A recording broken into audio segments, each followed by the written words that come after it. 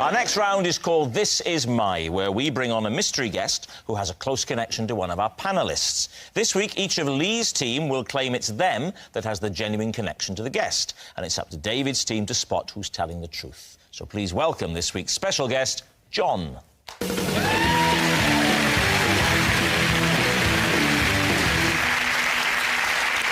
Right, Miles, first of all, what is John to you? John and I were paid to fight together in a supermarket, dressed as gladiators. Kate, how do you know John? This is John, and when I was in Africa, he and I dressed up in a pantomime giraffe costume in order to get close-up shots of giraffes in the wild. Lee, what is your relationship with John? This is John. Despite being total strangers, we were once forced to share a bed when we were double-booked into the same hotel room. David, where do you want to start? Well, maybe with Kate, because what I'm reluctant to believe is that the best way of lulling giraffes into a false sense of security is to try and disguise yourself as a giraffe, because I reckon a giraffe, it takes one to know one. He thought that if we dressed up as a giraffe, then he could put the camera on a kind of periscope thing up the neck of the giraffe and get that evening shot of the giraffes against the sunset. Now, you said very astutely that it takes a giraffe to know a giraffe. If we tried to do this in daylight, it would have failed completely, because giraffes have extremely good day vision, but their night vision isn't very good, and that's why we decided to try it. Why is it then necessary to disguise as a giraffe at all? Why not just take a stepladder? They are not completely blind. They're just not necessarily going to worry too much about whether you're made out of polyester or real fur. Do you just show us how it works? How it works. Would you like me to do that with John? Lee would be the perfect partner for this. Lee, if you come... He has a look of the wild about him. Here. Kate's going to demonstrate the whole giraffe doppelganger with you, Lee. So you are in the front, OK? You need to stand about there. And actually, could you three stand up and all just be giraffes in the wild with the sun behind you? Yes. OK. Do you ever get the feeling she's mocking us? OK, so you've got this big giraffe costume on, and it's got a kind of pole up the back as its spine. Right. You have got a camera on a pole poking out of the mouth of the giraffe, right towards them, OK? Right. I am behind you.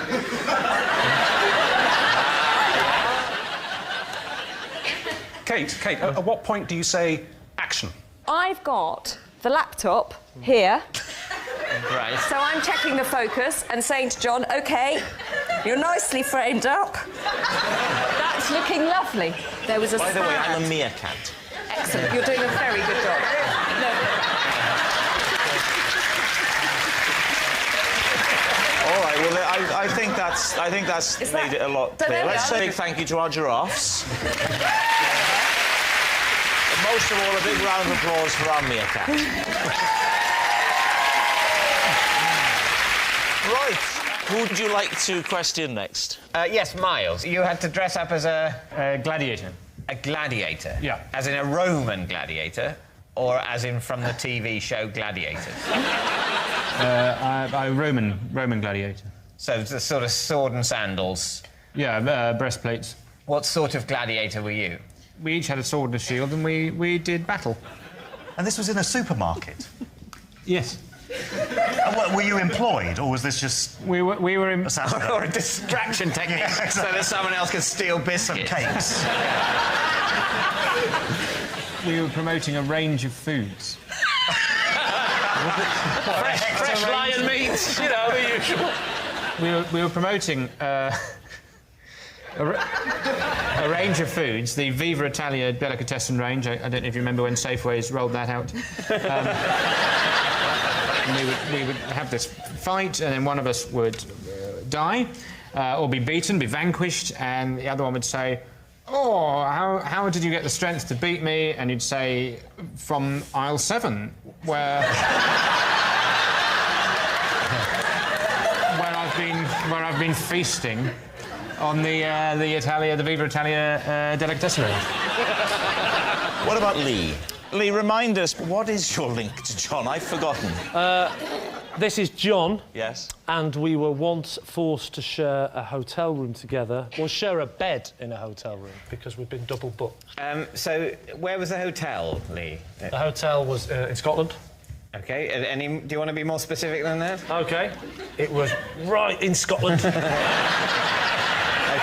Be more specific? More specific? Yeah. I was at Aliskye. OK. Oh, yeah, fine. I believe you. What were you doing? I was at a wedding. Yeah, when was this wedding? 9 years ago. You came back from the wedding, so I came back from the wedding. Got to the I've hotel. had a bit too much to drink. Right. I go to reception. I say hello. Well, I'd have to say. And 9 years ago. Yes, you. Well, I did have to say. But so I told them who I was. She leans round. She gives me the key. I go upstairs. No lift. Right. She doesn't in any way go, by the way, there is a large man already in this room. No, obviously, she wasn't aware of the mix-up. Otherwise, she would have stopped me, wouldn't she? She didn't... As I walked off, she didn't go... What? Nothing. You'll see. So what happened? You were given the key by reception and Yes. then opened the door and he was in there? Correct. At which point you said... I was a bit drunk, so I just assumed that there'd been a mix-up, wrong key, I was in the wrong room, so I just went, oh, sorry. And he went, and I sort of, I can't remember He exactly. said what? He went, oh, sorry. You don't mock him, wait till he opens his mouth in a minute. Rob says, come on, who are you? And he goes, And you go back down I go to back reception down. to say... I said, you've given me the wrong key. Yeah. Then she said, sorry, there's been a mix-up. Been a mix-up, and she said... You're going to have to go back in there. I was in the right room, he was in the wrong room, but he checked in earlier on. So it wasn't her mistake, it was a mistake earlier on by somebody else. Why didn't you investigate the possibility of sharing with the person in the other room? Oh, yeah. What I did was I went round all the rooms. And I went... I don't think so, do you? You're lucky now, soldier.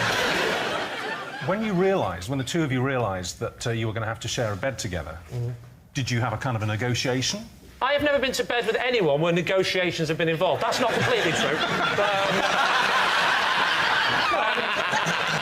No, what I mean is, did you say, for example, I like to sleep on this side of the bed? I'm happiest on the right-hand side? before we even got to that point, we both tried to not sleep in the same bed. I didn't just go, what the hell are you doing? I'm going to sleep on the left and you can sleep on the right. Good night.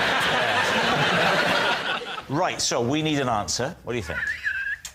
I really don't know. Whatever we say, if we get it wrong, we'll look like we've believed something ridiculous. I don't believe that the best way of photographing giraffes at sunset is to disguise yourself as a giraffe. I just two actors fighting in a supermarket. But why? If you're pushing a range of sort of Italian delicatessen foods, are you going to imply that they give you gladiatorial strength? Well, it's straight to kill somebody. That's not what people are looking for in that kind of, in a nice bit of pastrami. But will it be able to give me the strength to murder? And also, don't you think that John looks like the kind of bloke you would bump into at a Scottish wedding? See, I know it sounds weird. I kind of believe Kate's version more. Yeah. You think Lee? I think Lee, yeah. I think Lee. But what if it's Miles then? Then that's awful. It's Miles then.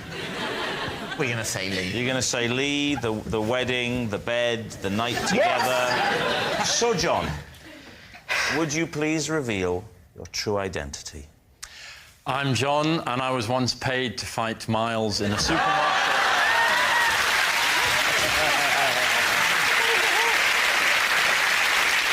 Yeah, John and Miles were paid to fight each other in a supermarket while dressed as gladiators. It's a horrible, stupid game. Thank you very much, John. Thank you.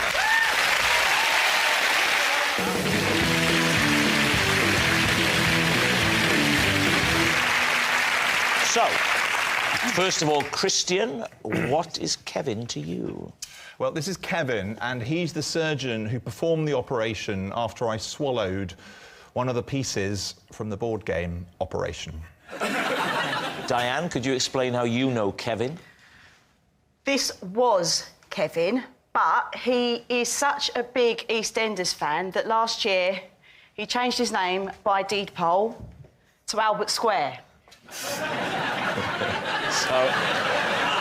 Finally, Lee, your relationship with Kevin. This is Kevin. He has worked as my bum double.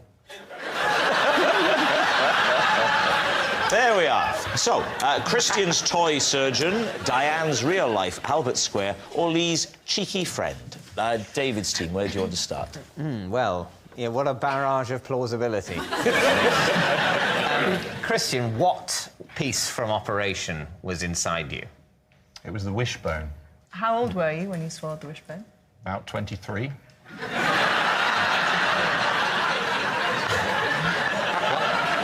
Why did you swallow it then? Well, we were at medical school. And it was a sort of a dare. I have a friend who has, should we say he's got a tremor.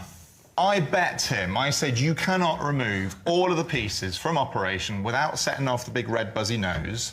And if you can, I will swallow a piece of your choice.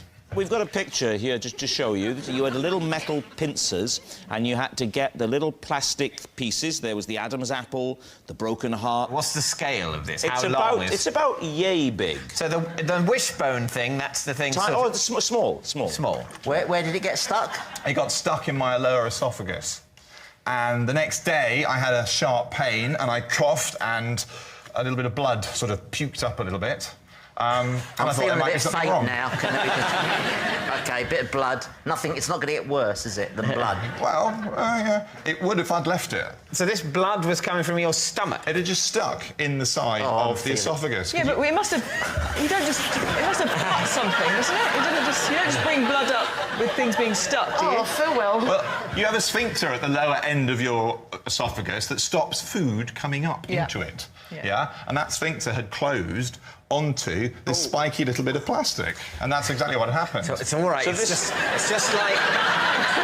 just like a shoe getting caught in a door. And what sort of procedure was it to have it removed? Do they have to hack you open, pull the flesh back off, take a big hand, a big claw, blood is coming out like that, spurting over the face of the surgeon. There's blood everywhere. They're reaching in, pulling out organs and intestines, and then a little creature and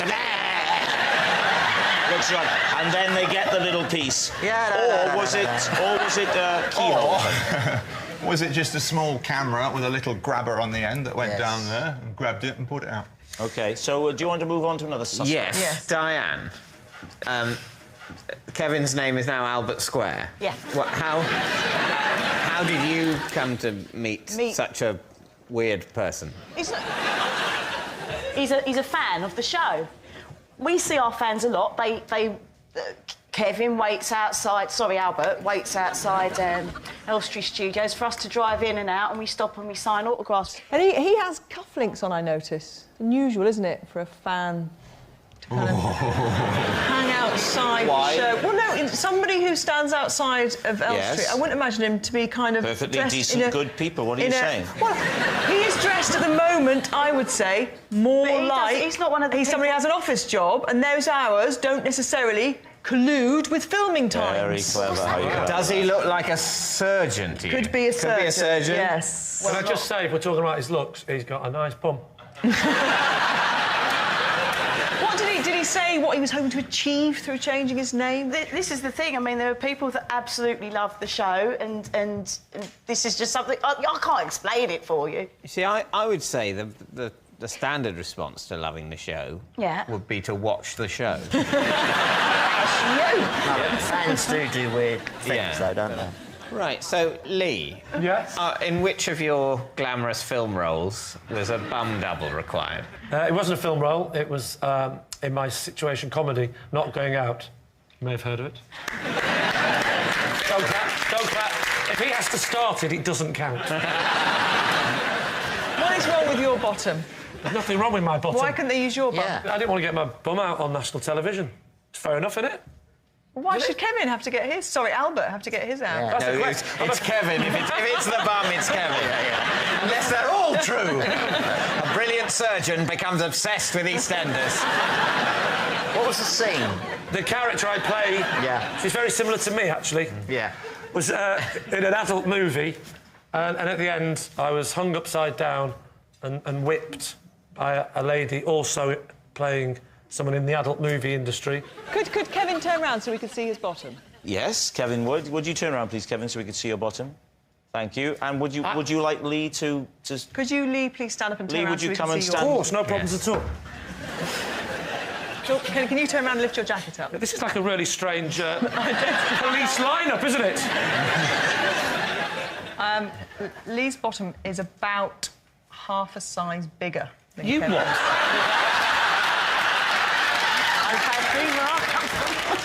Has this episode gone out, Lee? Or is I it don't know, gone- but if the question that you asked about us getting up doesn't get in, they'll just think I'm having a wee break.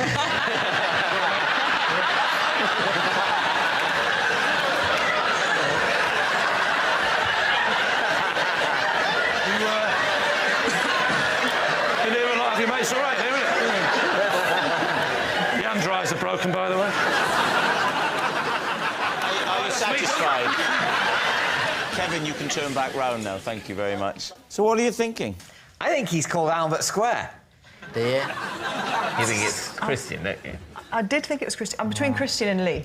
But the bet is odd. I'll swallow one of these bits of plastic. Yeah, I'm not sure I believe that. Well, the thing is, there's no massive logical problem with any. No. Those are all stories They're all that good sort stories, of yeah. hold water, but also are unusual. How entertaining for the nation. It could be any of them. Could be any of them. I think when you don't know, you should pick the middle one. Lee. So you're saying it's Lee? Yeah. OK. So, Kevin, would you please reveal your true identity? I'm Kevin, and I did indeed play Lee's bottom double in Not Going Out. Yes, Kevin was Lee's bum double, and, excitingly, we've got a picture. Look at that. That is... You didn't mention the donkey. Thank you very much, Kevin. Thanks a lot.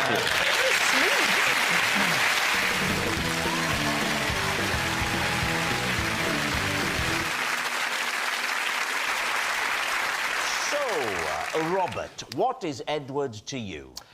This is Edward, and I had such a crush on him at school that for the past 20 years, his name has been the basis for all of my passwords. So, Denise, what is Ed to you? This is Edward, and he helped me pick up my car and move it after I got blocked in by Daley Thompson.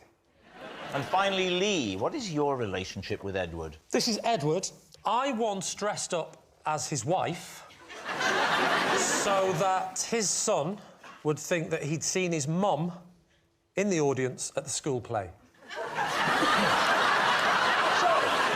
There we have it. Is Edward Robert's childhood crush, Denise's car carrier, or Lee's hoax husband? David's team, where to begin? Robert. So were you school buddies together? Not especially because Edward was terribly good at sport, you see. I seem to remember Edward being terribly good at the pole vault. How are you still in touch with Edward? We're not. I haven't seen Edward for a number of years. How is he doing, do you think? Would you still?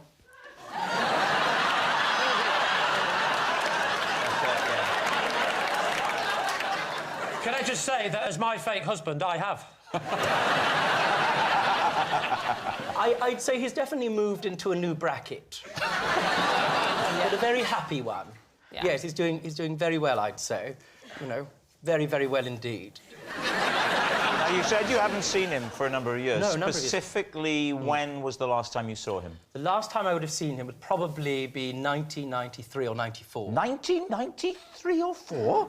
But there wasn't the need for passwords until around the year 2000. Well, yes, but they then came in, and I thought, what would be more marvellous than having Edward as the basis of my passwords? Is he still the basis of your passwords? No comment. What I will say is that I spent a long time when I was bored looking for him on Facebook and that sort of thing. And on one occasion, I found him and messaged him, and there was no reply. And I was very that's upset horrible. about that. And I always wondered what happened to him. And now I see.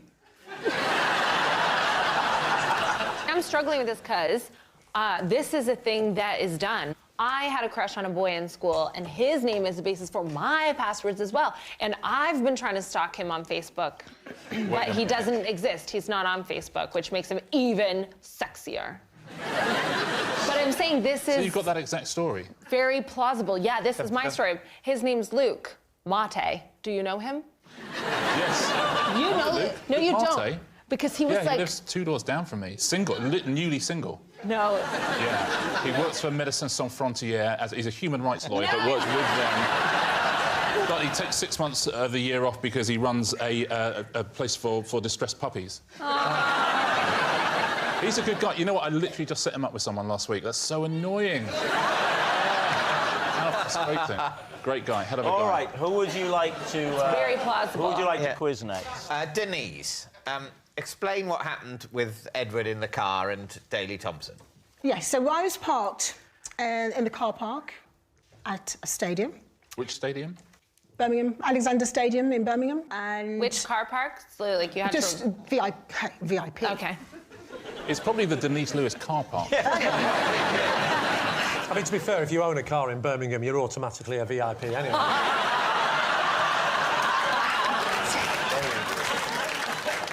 Why are you clapping?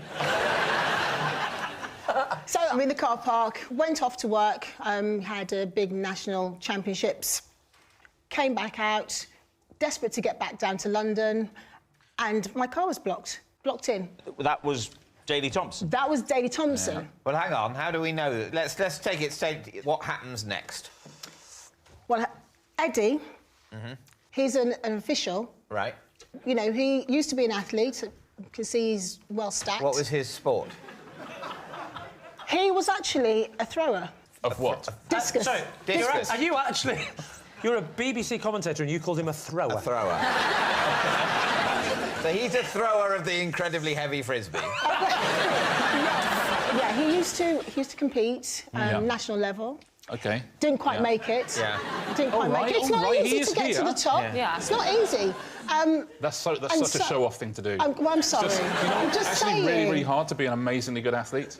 Some people can do it, some people can't do it. Eddie, I'm sorry. So there you are, Denise. You're blocked in. Edward is there because he's an official. He used to throw things. When does Daley come into it? Well, has a private registration plate, and I didn't notice that. He's one of those people, Yes. Daley... What does it say? DT10. DT10, of course. DT10. Right. Of course. Clever. Said to Eddie, I need to get out of here quickly. Yes. Can you help? Yes. He said, let me go and get some of these other throwers. They said, listen, if we manoeuvre this car, swing the back out a little bit, you should be able to manoeuvre around Daley's car. So you never met... I'm sure you have met Daley Thompson, but he never turned up during the anecdote. Couldn't find him anywhere. But it's only when I came back to the car did I realise it was his car because of the number plate. But you were looking for him before that? The person I need to talk to now is Daley Thompson, because if there's someone who understands a parking crisis, it's him. Can I just check, have you two met? Because you need a really good defence lawyer. No, I do. Can you continue? Yes, please do. So Eddie came to my aid. Yeah. And helped me manoeuvre the car. Yeah. And away I went. Away you went, and Daley Thompson turned up presumably later. I don't know, because I didn't see him. You didn't see him. Have you seen him since? Yeah. Yes. And have you mentioned this story to him? Yes. And, OK, that checks out. What did he say? You do. Yeah, that's What did he say? Yeah. Oh, shut up. He said, oh, shut up. Listen, I've known Daley a long time. One of the first things he said to me at the age of 14... Yeah. He called me... Look after this bear.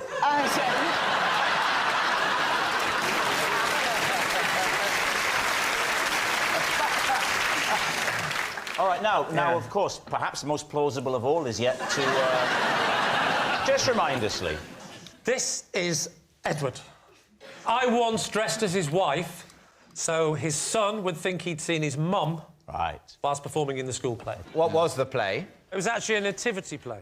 OK, and what was Edward's son playing? Edward's son was playing Joseph. Were your children in the play? My children were not in the play. It would have been inappropriate due to the fact that they don't go to that school. So you went to a school where your children are not enrolled, dressed as a woman. To trick a little boy into thinking you were his mum. Yeah.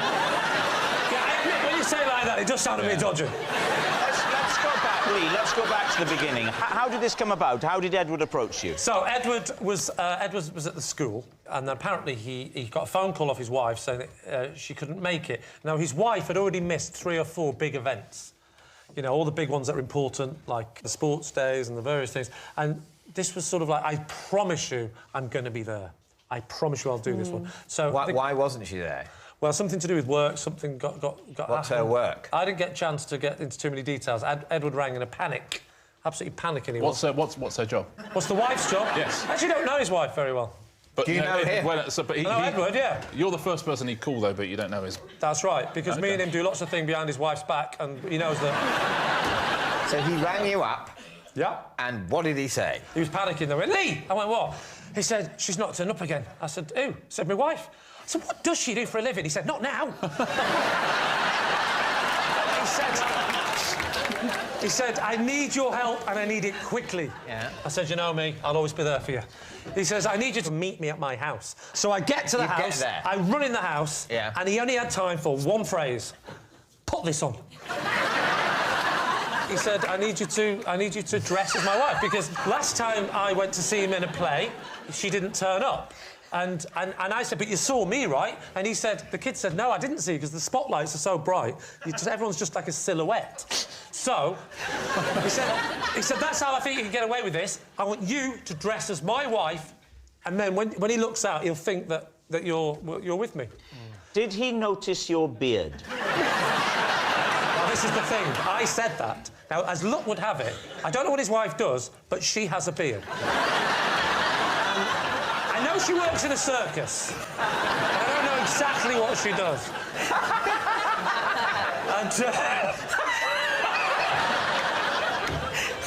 That was very well dodged, Lee, I must say. No, she... At the time, I did not have a beard. Oh, you were clean-shaven? Yes, which is why he was annoyed, because, like I say, she does. Did you... Does she have a very distinctive silhouette? She does. I would describe her silhouette as Lee Mack-esque. It's the only way I can describe her. Did you have to wear a wig? No, I didn't wear a wig, because luckily his wife has very short hair. And a beard. And a beard. So you just went with your head shaven? I just went with her silhouette look. But with a hat, scarf, But what did you wear? But you haven't told us... Nice one, Jesus! You haven't told us what you put on in your friend's bedroom. He had all the things were about... What, he got a range for you to choose from? Pick out something nice that you fancy? He had it ready for me when I got there. He said, this is what we could get... This is the stuff that the kid would recognise. So we went with a long Macintosh. What's Edward's son called? Edward's son is called Eddie. That was a bad choice. Yeah, well, Little Ed. And then after the play, that lovely bit where the kids excitedly go and meet with their parents again and say, how was it? That was the bit that we were worried about. Well, I had to do... there was only one thing that we could do. I said to him, you're going to have to totally commit to this. And so we're now married. We adopted him and we ran away, and the wife doesn't know where we are, and this is the first time she would have known about it. No, we stood at the back, and as he walked towards us, I sort of turned around, walked quickly, and sort of waved like that. And he ran away from him? Yes. Well, what choice did I have? And apparently, Big Ed said to me afterwards, he said, I just had to say, oh, Mummy's got to get back quickly. She's well, I don't know what she does for a living. He didn't know either.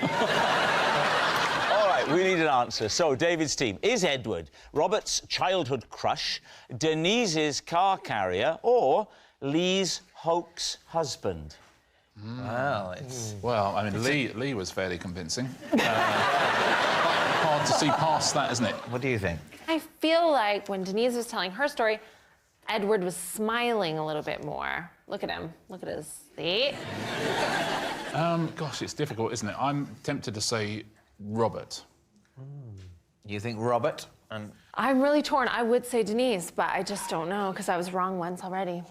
OK, time to make a Shall we say decision, Denise? David. Who's it going to be? Oh, right. So you think it's Denise now? If you two think it's Denise, that's great. I can opt out. If you both think it's Robert, that's great. I can opt out. If you both think it's Lee, I'm overruling you. We'll go Robert. You're going to say it's Robert. If this does turn out to be true, you do realise we're about to witness quite a moment. So, Edward, would you please reveal your true identity? I am Edward, and I was Robert's inspiration for a passport.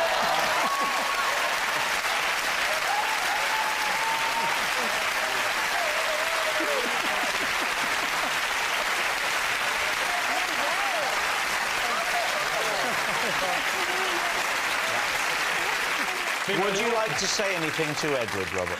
I could dress up as you and fill in. What would you like to say to him? Here's your chance.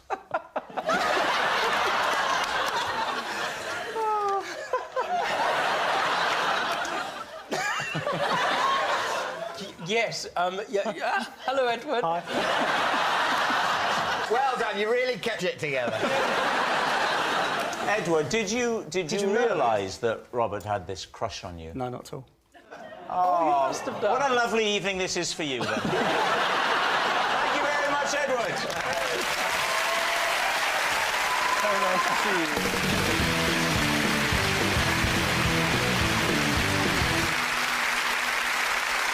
So, Gabby, what is Mick to you? This is Mick, and I deliberately tripped him up during the wheelbarrow race at my son's sports day. OK, James, how do you know Mick? This is Mick, and for 6 months, he was my sworn enemy when a practical joke got out of hand. Then finally, Lee. This is Mick. He's my son, and I'm only allowed to see him every second Friday.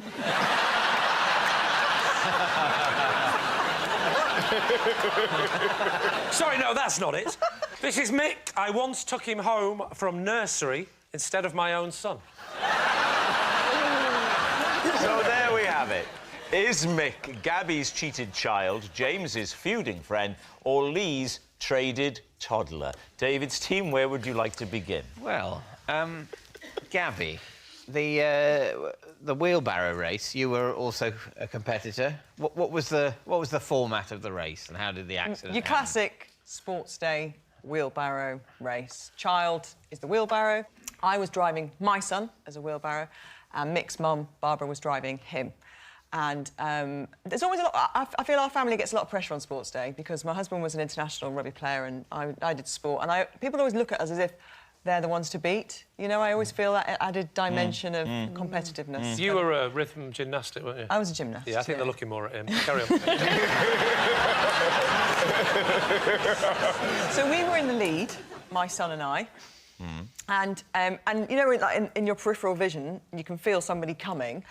And as we got to the turn, they were level with us, and my son's arm buckled, and which is for a wheelbarrow race is a bit of a no-no. So it takes you a couple of seconds to recover. So now we're behind. Quite painful for your son as well. Perhaps that should be the main concern. Classic sports person. Oh, That's a no-no! We need this! We got back level with them, and I'm ashamed, obviously, about what happened next. So I can feel, you know, these horrible thoughts coming into my mind. You know, we could take him out. You know, we could. Wow! Come on, this is why we've been taking all the drugs. And I stood on his hand, and so I know. Deliberately.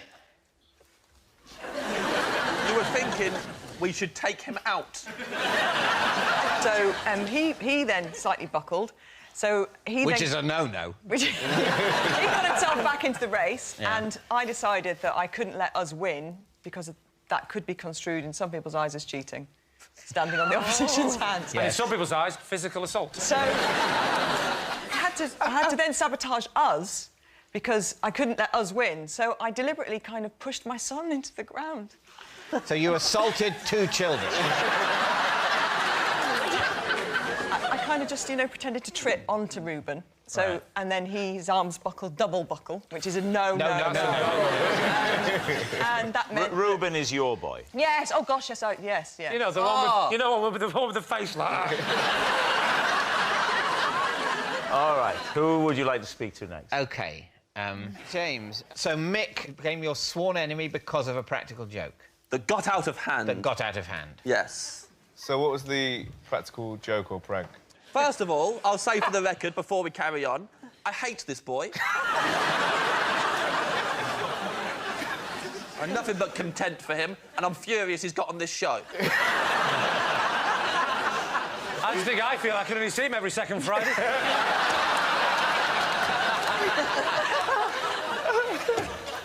So what was the practical joke, James? He put cabbage leaves in my bed. How did he get in your room? I was staying at his house. On a sleepover? How old are you? A few years ago. Yeah, well, he wouldn't have been born.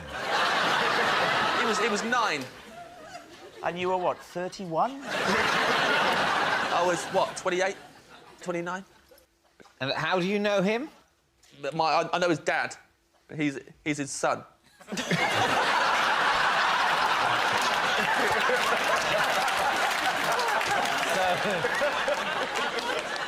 And you were staying at their house? Yes. Why did he put cabbage leaves? Why is that a thing? Well, it's not a thing until he started doing it. Yeah. There's something severely wrong with him. I don't know why he started... But you say this kind of started doing it? Was yeah. What do you mean, this is a one occasion when you're staying there? Well, I don't know. This is the first of many, David. I said got out of hand. I do not use those words lightly. So you regularly stay at the house of... Oh, no. Oh. This little man does not restrict these pranks to his own house. He has no respect for anyone's privacy and will cross any boundaries available to him. I hate him with all my heart. Yeah.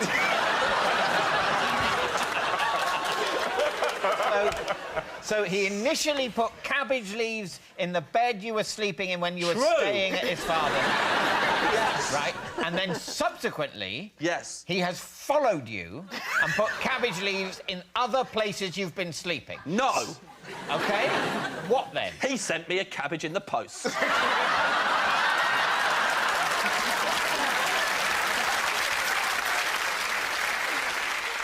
He sent me half a cabbage, cling-filmed, in a box. I was out when they delivered it. I had to go to the post office to pick it up.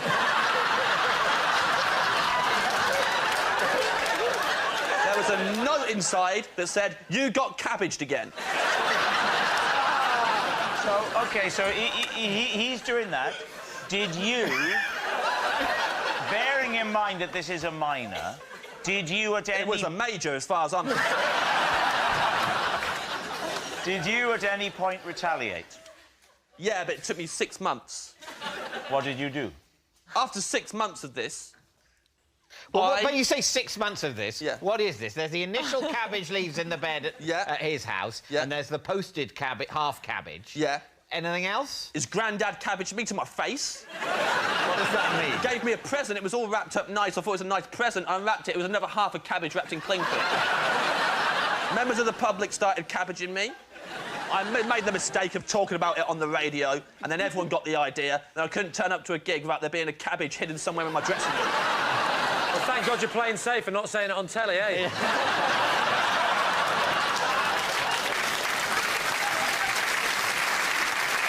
So, did you retaliate? Absolutely did. I removed all of his belongings from his bedroom and replaced them with cabbages. That's, I would say, a disproportionate response. 6 months of my life, David. 6 months of my life of not knowing where the next cabbage was coming from. It was horrible. I had to go big. I've been cabbaged so many times. Somebody started a Twitter account, was tweeting pictures of cabbages on me every day. They said stuff like, "Oi, oi, Savoy." It was horrible. And that was just the tip of the iceberg.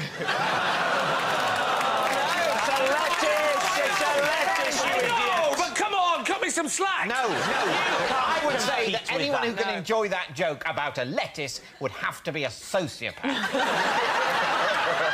All right, on to Lee. Lee, remind us of your story. This is Mick. I once took him home from nursery instead of my own son. Why did you not recognise your own son by using your eyes and knowing what he looks like?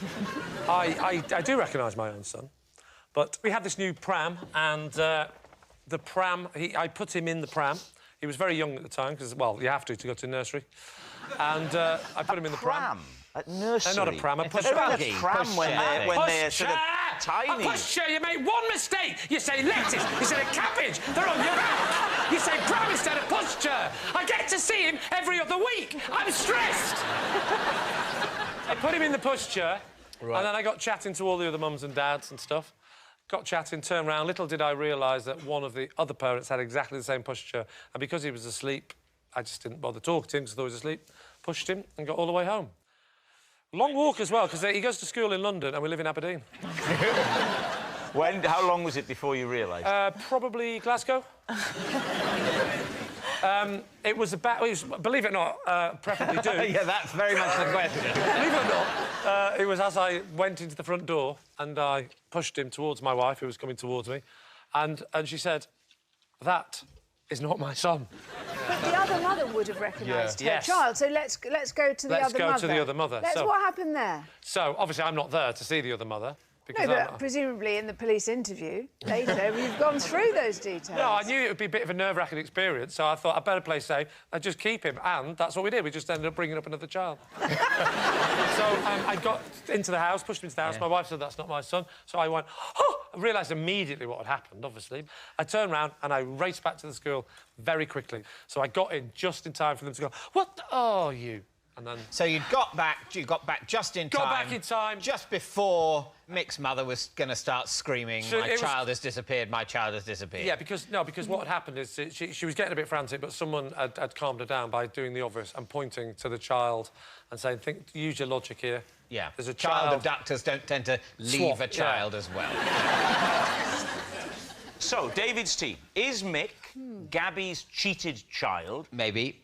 James's feuding friend? Maybe.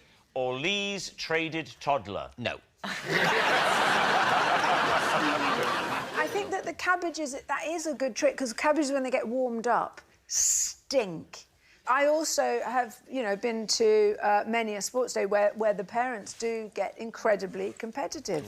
I would probably lean towards Gabby. What about you, Melvin? Which way are you leaning? I believe Gabby, but James is just weird, so I believe him even more.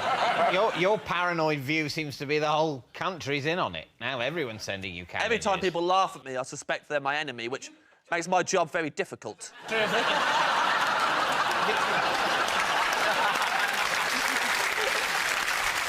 You think Gabby, but James even more. And David thinks it's me, so... Yeah. Oh, I don't know. James. You're going for James. Mick, would you please reveal your true identity? I'm Mick, and I am James's worst enemy.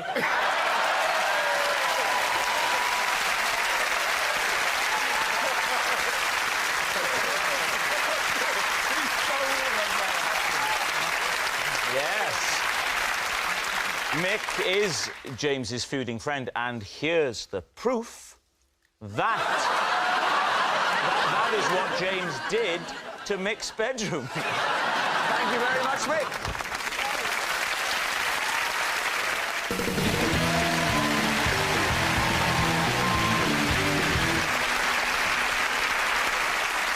Now then, Mary is the dog, not the handler. OK? It's obviously, Mary, because and if Mary had been the handler, she wouldn't have had a dog, she'd have had a little lamb. OK. Alex, what is Mary to you? This is Mary, a dog, and I had to spend an entire episode of The One Show covering up the fact that she'd been sick on me. OK, so, John, how do you know Mary? This is Mary. I recited a poem at her wedding. There we are, John's married mutt. And finally, Lee, what is your relationship with Mary? This is Mary, and when she was pining for her owners, I sat up with her all night and tried to comfort her with a song. All right, David's team, where do you want to start? Alex, why was Mary on the One Show? She was abandoned. So if... I know you can't believe it. If a dog is ever abandoned in Britain, should it happen, they immediately get a slot on national television just to sort it out, just to check that there are no dogs without homes ever. It was a very light day. Was it a day with me, Matt Baker, or was it Chris Evans? It was me, Matt Baker. And Mary came on. It's me, Matt Baker, from The One Show. I think what we've learned from that, ladies and gentlemen, is that Rob can't do Chris Evans.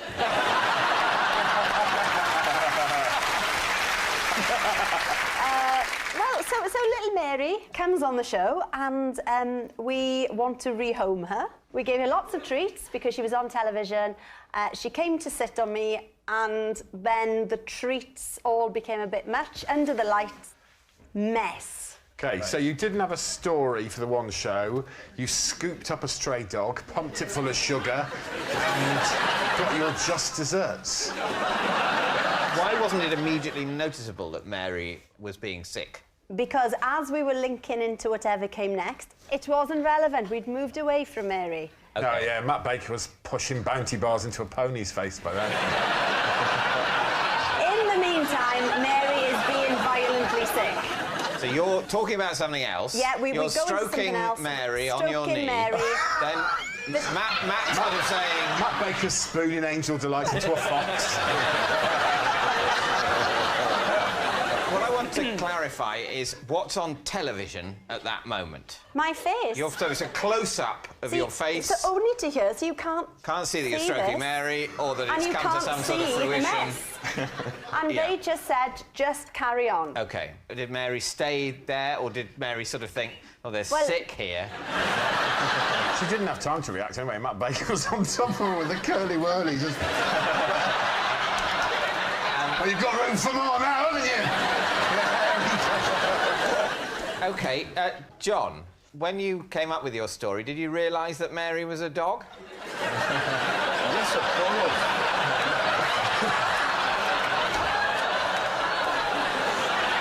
Well, you do have dog weddings. Some owners channel their loneliness through events like Well, that. I've been to a lot of weddings. I'm just going through them. Human. Do you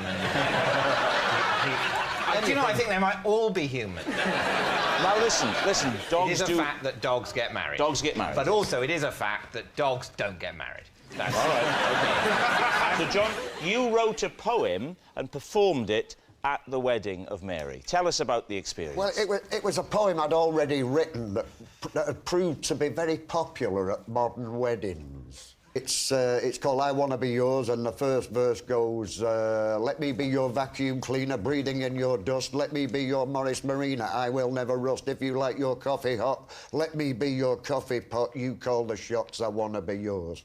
It goes on for another 3 verses.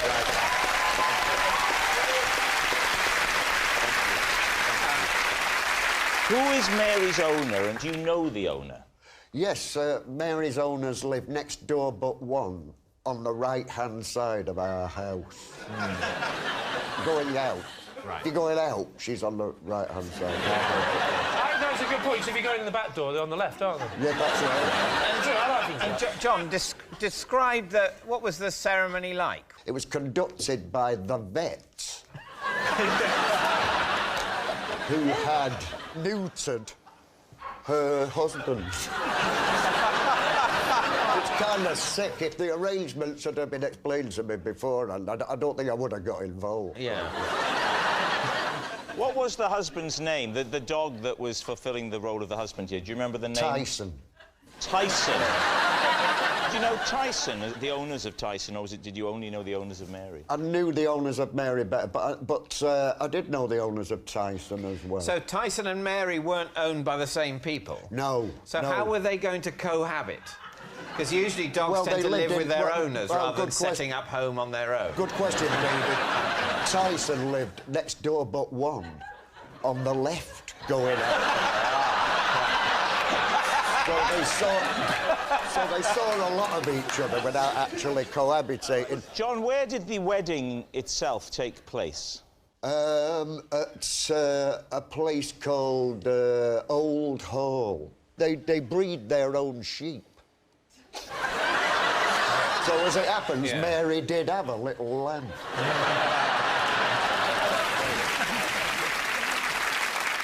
Lee, OK, remind us. So this is Mary, and when she was pining for her owners, I stayed up with her all night and comforted her with a song. Aww. Where were you, and why were you with Mary, and why was Mary not with her owners? My next-door neighbours, they went away to a wedding, a human wedding, I don't know if you've heard of them. and they asked me and my wife to look after little Mary. So the dog came round to your house? Well, no, we picked him up because he doesn't know the way. OK. So, is Mary male? You always call him a he, yeah. What? Do you always call Mary he? Well, no, sorry, she. Yeah. Sorry, I always get mixed up. My husband, Tara, sorts it all out. So, what happened then? My wife went to bed and the kids were asleep, so it's just me and Mary. You know, I was watching the TV and she was fine, she was happy just sort of lying in front of the fire. And then, suddenly, it started. What? The programme, it was brilliant. The pining.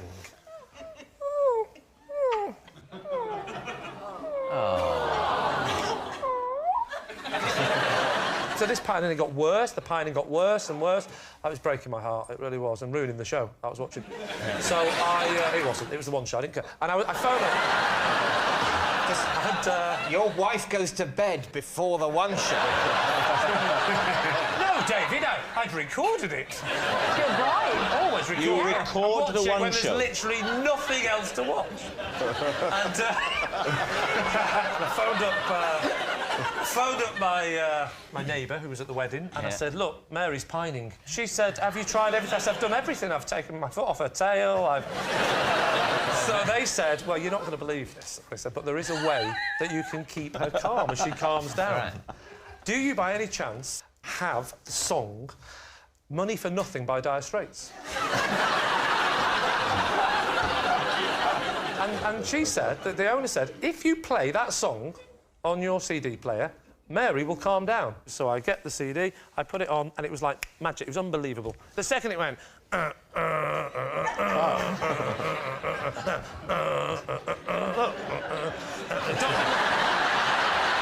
I just say, you won't be needing any more biscuits, I'll take it from here. She's calming down. All right, we need an answer. So, David's team, is Mary Alex's poorly pup, John's married mutt, or Lee's homesick hound? Well, I must say, I'm not finding Lee's story quite as convincing as usual. You can imagine John reading that poem out at a dog's wedding very easily. Hold on a second, guys. I think Mary's getting a little bit bored, so we'll let her pop off. See, look, we thought that might happen. So we're going to get down on all fours and put this wig on. Oh, no way. You know what's going to happen, David, just to warn you, if this works tonight, they'll start replacing other people we cut out, so we're out of a job. I'm sorry, I just thought if someone just tunes in now and goes, what the hell? I don't know what to do, but that dog is very well behaved. Playing with the remote, because he's on pause. I said, nobody move, just really shock the audience.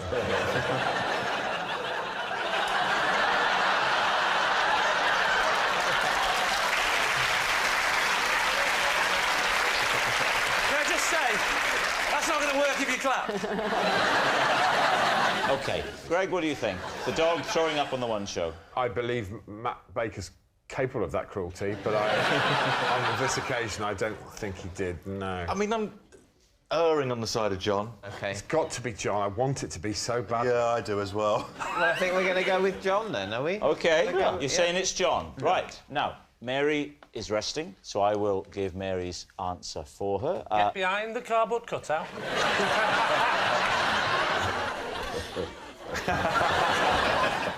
My name is Mary. And I do Tommy Cooper impressions. I'm doing a dog. I'm sorry.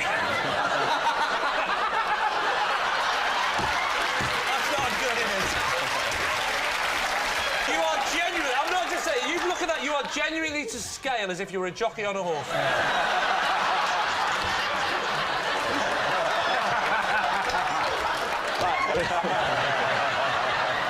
My name is Mary, and I can reveal that I was sick on Alex during the one shot. Thank you very much.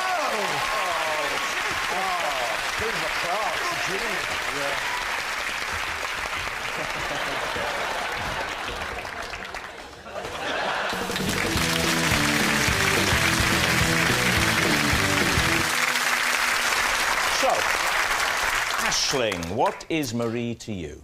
This is Marie. She once booked me a stripper, and it went so badly that I spent the rest of the night trying to cheer him up. OK, June, how do you know Marie? Well, I call her Mari, you see, because Mari is going to play the young Dot in a spin-off of EastEnders called Dot Cotton, The Motorbike Years.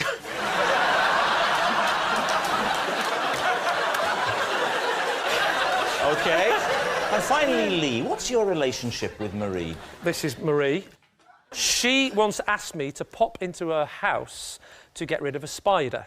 10 minutes later, she asked me to leave because I was making matters worse. All right, there you have it. Aisling's party planner, June's acting apprentice, or Lee's damsel in distress. David's team, where would you like to begin? Aisling, Yeah? Marie hired you a stripper. Yes, now she's my friend, my best friends, yeah. Right, and why? That was my birthday party, and there was about 40 to 50 people in the room, and then the silence came. And this wasn't just because people had nothing to say to each other. No. There was someone No, it had wasn't gone... one of your parties, David. So it goes quiet, then what happened?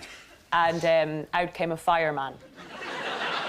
And I was in total shock, and he gave a CD of his music to my flatmate. Oh, so the CD wasn't already in the CD player? Oh, no, it was. He had given it. So, he had given it, right. And so he didn't come in brandishing it, saying... No, he didn't come in. Track Right, 5. No. Track 5, move it on to 6 when I get down to my pants. My flatmate put it into my laptop, and at the time, every time my laptop got a new CD, after about 7 seconds of music, it would automatically start writing the CD, you know, when it takes on the song. Yeah. So this fireman came out, I was shocked, and it started going... Silence. The music stopped as he was taking off his jacket. Yeah. And I could see the sadness in his eyes. And what happened? He took out a banana out of a satchel and started to peel it. All right. And he was, you know... Easy now, easy. But I looked at it, and I was trying to eat healthier at the time, and he gave it to me like this, and I just went, oh, thank you very much. And he was like, no, you weren't supposed to eat it, you're supposed to lick it. And I was like, oh, my God, I'm so sorry. I think I'm in the wrong programme. This poor little girl is standing here forever.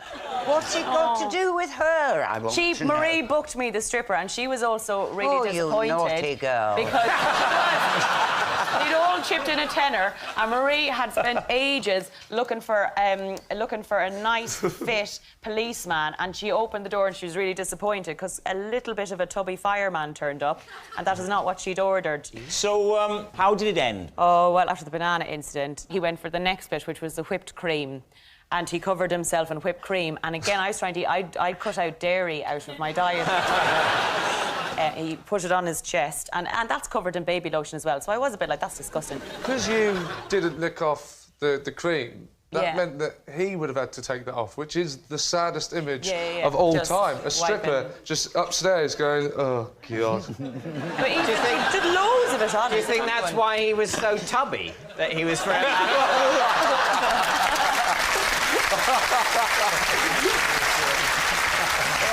All right, David. Who would you like to move on to?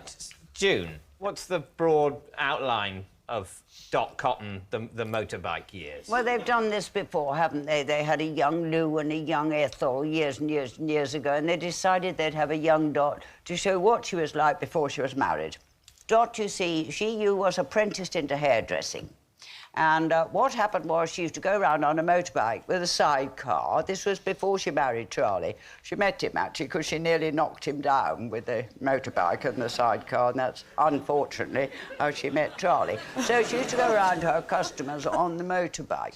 Can I ask, have they filmed this yet? No, it's about to happen. Oh, I see. What they're like, and I don't know how many episodes it'll be. So what advice did you give Marie? Well, I explained about her foibles and her oddnesses, you know, and her precision, she's pernickety, and she's quite difficult, really. She was quite nasty at the beginning. She's become so lovely now. I don't know what's happened to her. So, anyways... Oh, I hope it's true now. So that's really what Which it isn't, because mine's true. Yeah, Just- You do have lovely high cheekbones. So, Lee, how do you know her? Marie lives next door. Well, she's your next-door neighbour? Well, she's my next-door neighbour's nanny. Right, OK. Not grandmother, obviously. No. That'd be crazy. How big was the spider? The spider was, including the legs. Yeah, oh yeah. Okay. The spider was, I would say, about that big with legs. Well, did she come around and knock on the door, or how did she alert you to the crisis? She came down. She came round and knocked on the door. And what leaving the children and the spider unattended? Yes. And what were you doing? I was at home just watching television, you know, just like you do, watching a bit of. So what time? Bit of EastEnders as it goes. What time of day was this? 7:30. It's about 7:30 till 8. So it was in the evening, and Marie knocks at the door. You go and answer the door. Yes. What did she say? She said, Lee. She's French. Okay. She is. She said, Lee, you must come very quickly. Pourquoi? I said. There is a spider in my house. I'm very frightened. Mais oui, I said. So I said, I'm not, you know, I'm sort of watching Doc Cotton, my favourite, you know. I don't know this character. I've only just arrived. Last time I was here, it was 3010. No, so we just made light conversation about. You made light conversation, despite her distress, despite the fact that she's leaving unattended children in a house with an arachnid she finds terrifying. Yeah. And so you go into the house. Yeah. Where's the spider? Exactly. Où est la spider? I said, and she said, "It's in the bathroom." In the bathroom. Bathroom? In the bathroom? No, that's what I said. I said, no, it's bathroom. And she went, oh, thank you, I've learned something. So it's not... And then she went upstairs to the bathroom. Yeah. And she said, it's under that thing there. What thing? There was a little corner cabinet. She goes, it's under there, it's under there. So I said, stand back. But I'm actually a bit frightened of spiders. So I was trying to play it cool, like I'll sort it out, but was terrified of what I might see. So I asked if she had any... like brooms and stuff, and she passed me the broom. So I get the stick and I try and move the thing, and as I'm moving the thing, the vase that was on top fell over and smashed. Now, that was just the start of my problem. Oh, God. Put it this way, have you ever seen that episode of Mr. Bean where he tries to catch a spider? No. Good, I'll use that then.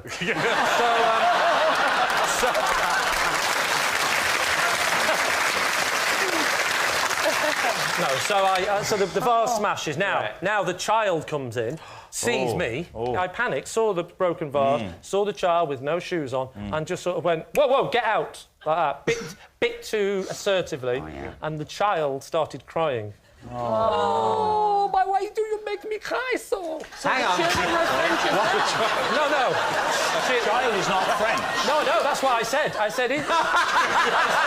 Let me finish. I said, are they French children? And she went, no, but, you know, the parents are never here, so they learn from me.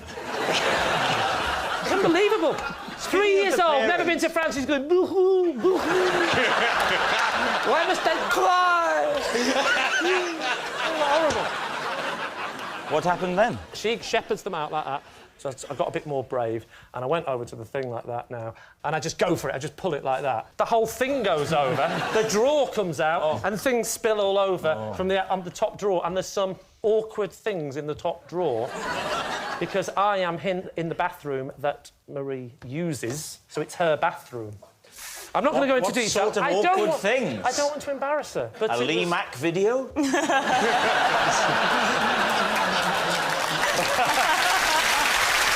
some awkward things. And did you at any point actually see the spider? Well, that's the funny thing. No, I didn't. No, I But didn't. you know what size it was? Yes, I do. Because she told me. She told me, didn't she? You described the size quite specifically. Because I listen to women, Rob. That's the difference between me and you. That's why they go out with me. Because I listen to what they have to say. I don't always go, did you see me and Gavin and Stacey? No. I'm interested in their lives, Rob. In their lives. And their fears. It's not all about you. All right, well, is Marie Aisling's party planning friend, June's acting apprentice, or Lee's damsel in distress? Well, I'm pretty sure that Lee doesn't listen to women. No. So, but what do you think? What Lee's saying is obviously... it's just not true, is it? Yeah. Dot Cotton, the motorbike years. No, no. Aisling's absolutely sold me on this. I can see you struggling with that banana. It's unquestionably. What do you think? Marie looks Irish as well. There's something about her that's Irish. OK, we think it's the stripper story. You think it's Aisling? OK. Marie, would you please reveal your true identity? Sorry. It's...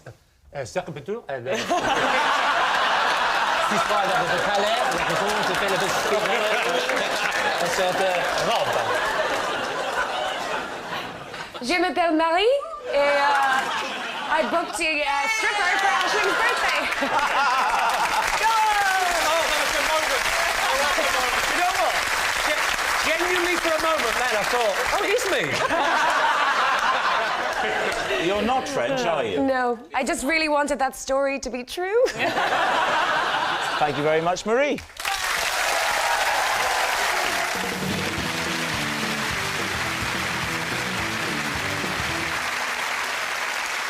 So, Thomas, who is Zoe to you? This is Zoe, and while handing her a prize at the UK Weather Awards, I was struck on the head by a Perspex lightning bolt. Right, Thomas's weather woman. Scarlett, how do you know Zoe? This is my old flatmate Zoe. We once discovered we'd been burgled when we arrived home dressed as burglars. Scarlett's burgled burglar. And Lee, what's your relationship with Zoe? This is Zoe. Together, we formed a search party and scoured a campsite by torchlight for a missing cuddly frog. David's team, where will you begin? Thomas, this was at what awards? The UK Weather Awards. And what are the UK Weather Awards given for? Best rainstorm? Could be the best national weather presenter, regional weather presenter. Any more? What was Zoe winning for? She's a regional weather presenter from Northern Ireland. And she won Best Regional Weather Presenter? Yes. And were you hosting the awards, or no? You were just there to give that award out? I was just handing the prize to her. And what happened? At one point, there was just a noise and something hit my head. I had no idea what it was, and it fell from above. It was a Perspex thunderbolt. It was part of the decorations, the symbols, hanging above the stage. Part of the set? Yes. When it hit my head, I didn't obviously know it was a thunderbolt at the time until I saw it. You didn't know what had hit you? Exactly. And then you saw what had hit you? I was really surprised. Well, wouldn't you be? Yes, I would be, yeah. I'd be surprised if it was true. Who next, David? Lee, what's the story here?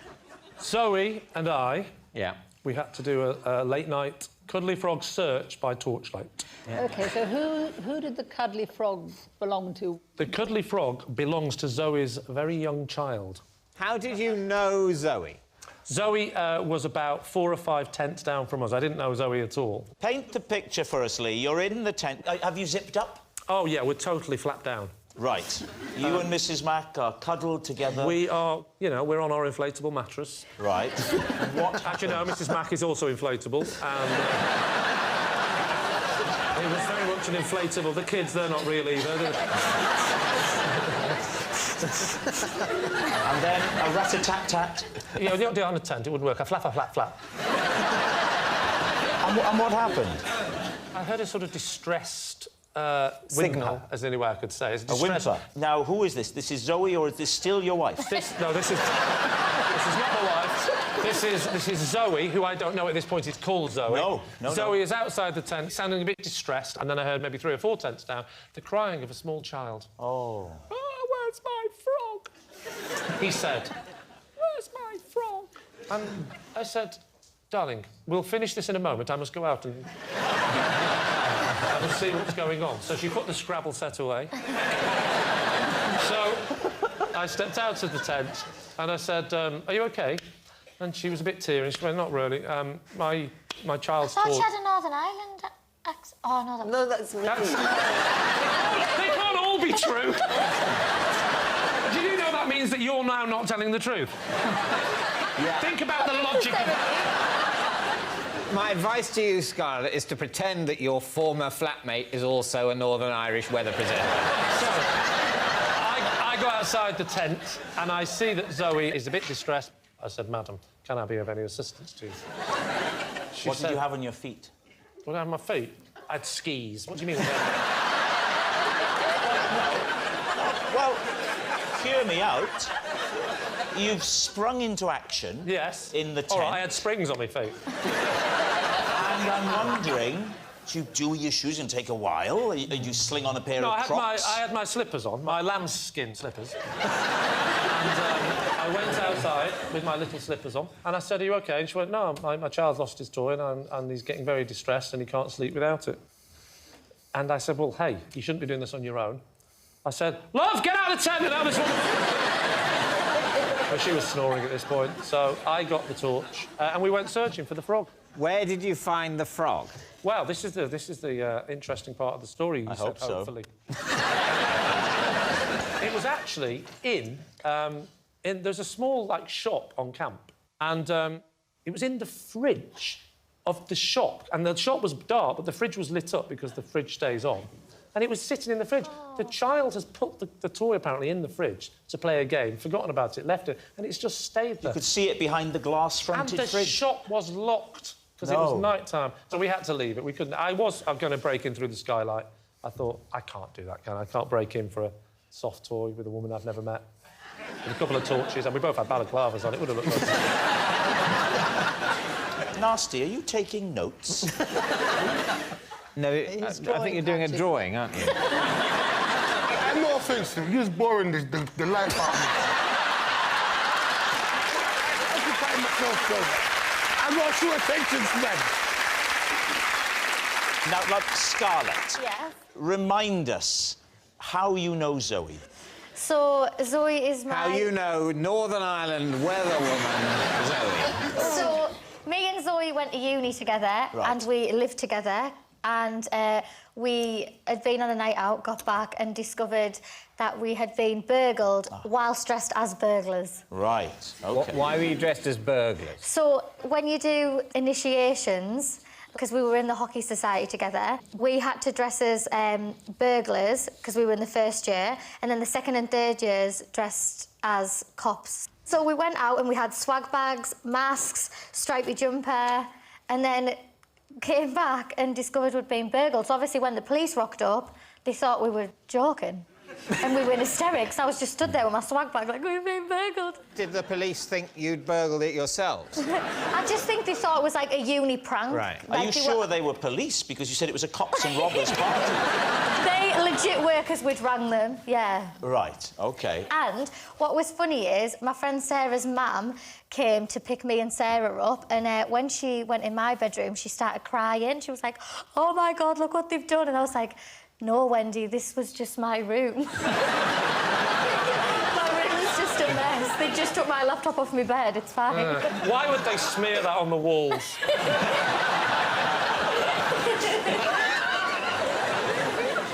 What? Is it?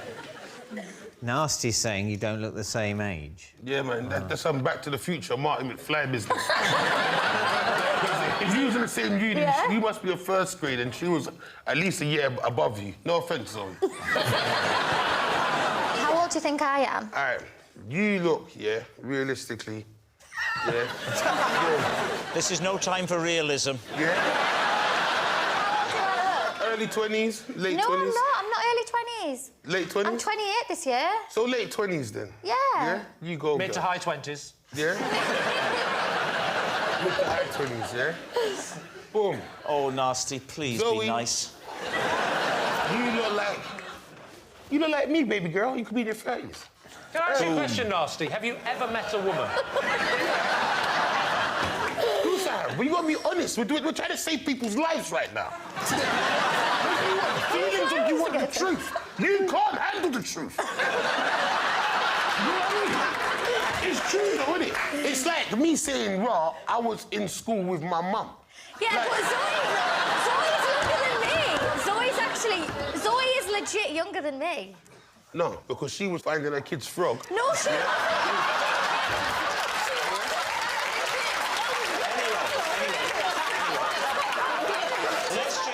Let's just say, boom, move on.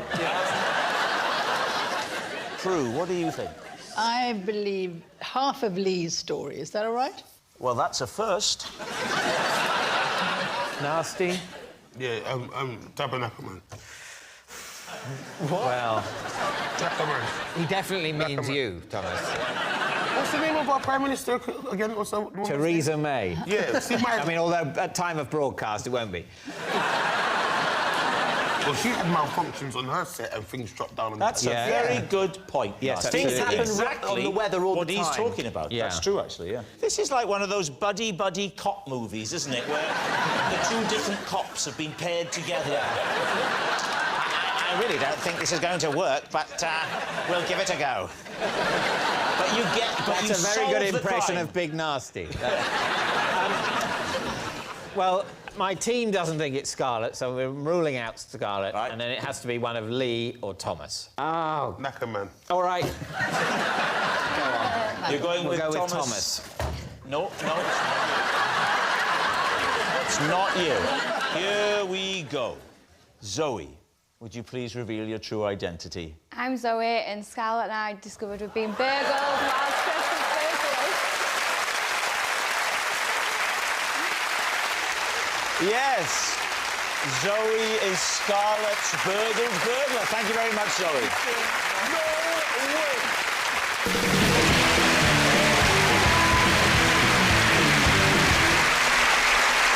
Right, we'll start with Diane. What is Michael to you?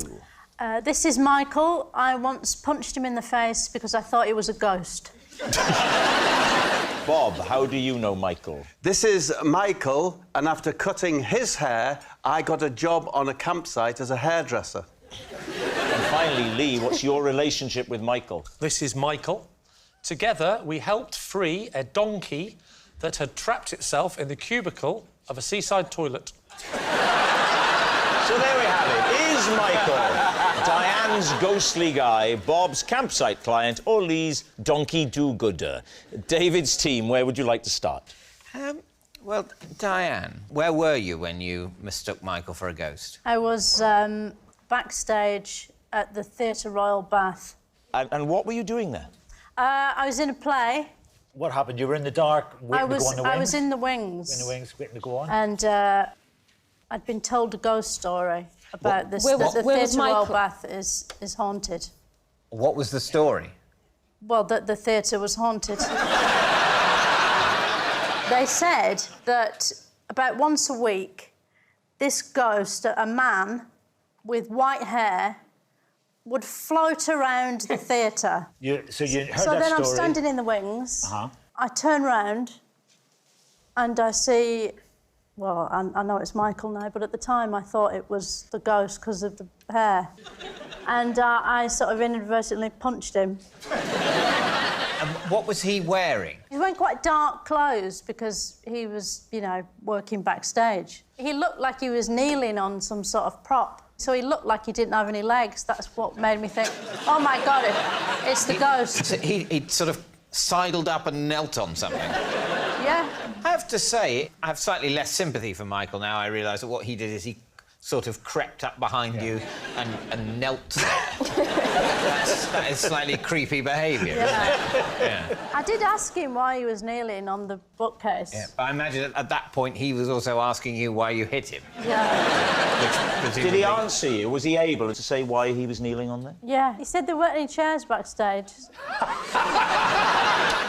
All right, who next? OK, Bob, You cut Michael's hair, and this was on a campsite. Yeah. How did you come to... Because you're not a hairdresser, are you? I'm a hairdresser, David. You previously worked as a hairdresser, had you? I'm from a family, I'm the youngest of 4 boys. And in my family tradition is that the eldest is a priest, then a lawyer, then a teacher, and then a hairdresser. So it fell to me to take up the scissors. I was given my first set of scissors when I was 13. I actually had a pair of scissors when I was younger than that. Were you the 4th child? Yeah, no, it wasn't. It was more for, cutting out bits of coloured paper. Oh, no, these were Japanese steels. These were Yasakis. Right, OK. So you were given these hairdressing scissors at the age of 14? Yes. Had you undergone any further training or just were encouraged to experiment? Well, here's the rub. Because Michael, or Mickey, as you know, Mickey the drink, he's... Why is he called Mickey the Drink? Anyway, so, he was one of the first people that I ever gave a haircut to as a young boy. He was one of my friends. And then, fast forward to 1982. I go to the World Cup in Spain. There was Michael, Billy the Pigeon... Gentle Kent. Billy the Pigeon? Gentle Kent, yeah. Why is he called Billy the Pigeon? Oh, he's found his way home? No, he's a pigeon.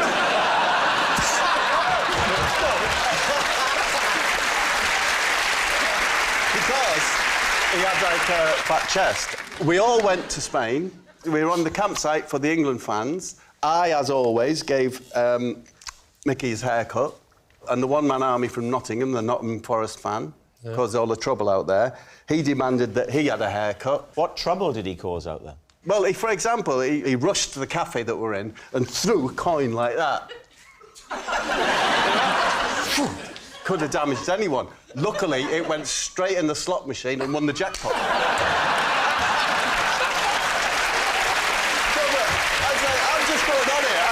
It was really rather simple story. So I cut Mickey's hair, I'd done since he was 13. Again, so you'd cut his hair regularly. You first did when he was 13. When he was 13, one of the first people... You were his regular hairdresser. No, that would be a lie, but I would always cut Mickey's hair. Yeah. I was seen doing this, and before you knew it, over the course of the next 10 days, I probably did 50 to 60 haircuts. And were you paid for these haircuts? I probably was, but in kind. Right. Oh, because... The only thing any of the English fans could say was huevo solo, and that got you an egg sandwich. And I seem to remember that people, because I was cutting hair, it was always in the morning, that someone would bring me, "Oh, mate, you're busy cutting hair, you have a huevo solo." So you were paid in egg sandwiches? I think maybe I was. And you did 50 haircuts over, how many days? I think that was probably 8 days. So you're having 50 egg sandwiches over 8 days? I mean, I'm interested in the haircuts themselves. Yeah. Was there a signature style? It was the early 80s. Were there mullets going on? I mean, what was the look? It was a feathered look. I was expert. It was called, where I'm from, it's called the foffer. You'll probably think of it like Rod Stewart. Oh, it's a lovely look. Layered at the bottom. Yes. Yeah. Do you still cut hair now? Oh, not so much now, Robert. To be honest with you, I can't do the new cuts. What? Did you hear that? I can't do the new cuts. Right, what about Lee and the donkey? So, Lee, tell us your story. I was at the seaside. I went to... Whereabouts? Blackpool. When was this? This was last year, believe it or not. Last year? Only last year since the last series and why it hasn't cropped up so far. Fair enough. On holiday, or were you summer seasoning? Seasoning? Doing a summer season? I'm not a juggler. Or were you... They have comedians in Blackpool. Or were you giving a keynote speech at the Conservative Party conference?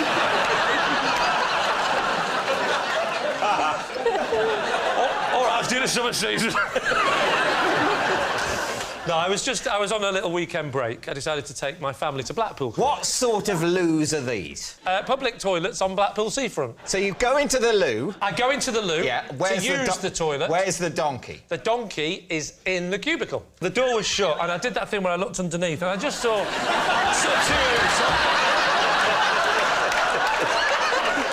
I said, Which way was the donkey?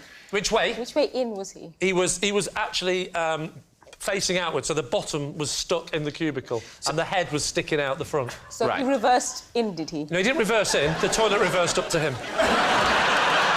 Yes, he reversed in. OK. It turns out someone had witnessed this happen. Yeah. He'd gone into the toilet. Who is this person who witnessed this happen? It was some guy was in there. Some other guy, not Michael. There's a guy... And he goes, I tell you what's happened here. Yeah.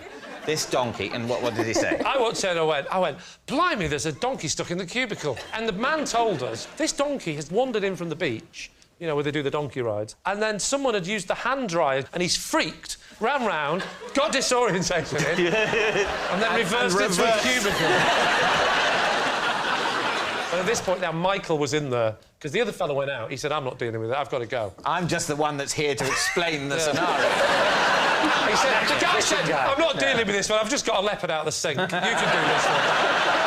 So he goes out, and the donkey's back end was literally stuck inside the cubicle. How did you get the donkey out? I pulled the reins as hard as he had reins. That's why we knew he wasn't a wild donkey. There's a lot of wild donkeys as well. I'm pulling at his reins like that, and Michael sort of tried to lean over the back, and he had his beach towel with him, and gently gave him a little, I wouldn't say a whip, that would be hard, but enough to make him try and come forward.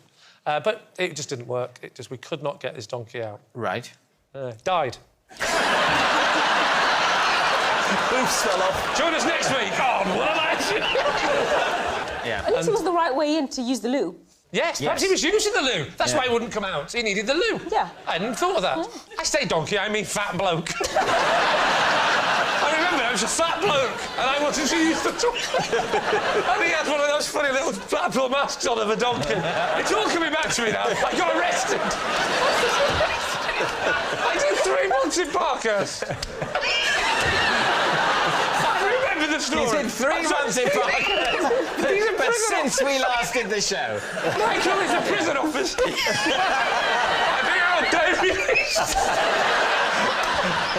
So there we are. We need an answer. David's team. Is Michael Diane's ghostly guy, Bob's campsite client, or Lee's donkey do-gooder? Well, what do you think? See, when I heard Diane's story, I thought that was a lie, and then I heard Bob's story and Lee's story, and then suddenly Diane's story seems a little bit more real. I think it's Bob. I think giving your man a haircut is the truth. 50 haircuts in a week, paid in egg sandwiches. I don't know that you can do that hairstyle with one pair of scissors. I'm from a family of hairdressers, and I just don't think you can do Rod Stewart family of one pair of hairdressers. scissors. Did you have more than one pair of scissors with you? No, my response to that, Nadia, is a family of not very good hairdressers. Two sets of scissors? He looks round about Bob's age. And Bob's haircut? Yeah. Can I just say, one final chance, he looks to me like a man who hangs round gentlemen's toilets.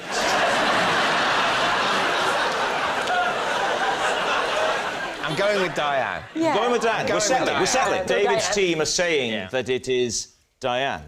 Michael, would you please confirm your true identity? My name is Michael, and Bob gave me a haircut and a cancel.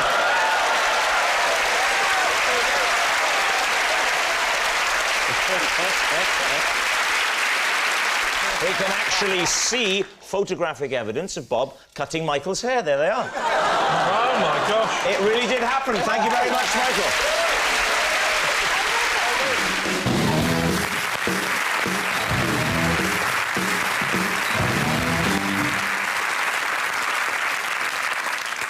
So, Terry, what is Steve to you?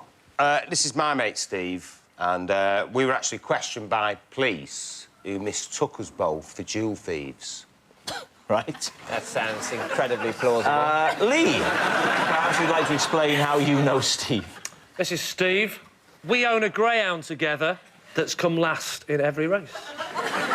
And finally, Jimmy, what's your connection with Steve? This is Steve. We were at primary school together. I didn't see each other for 20 years and then met up in a hotel when he brought me room service.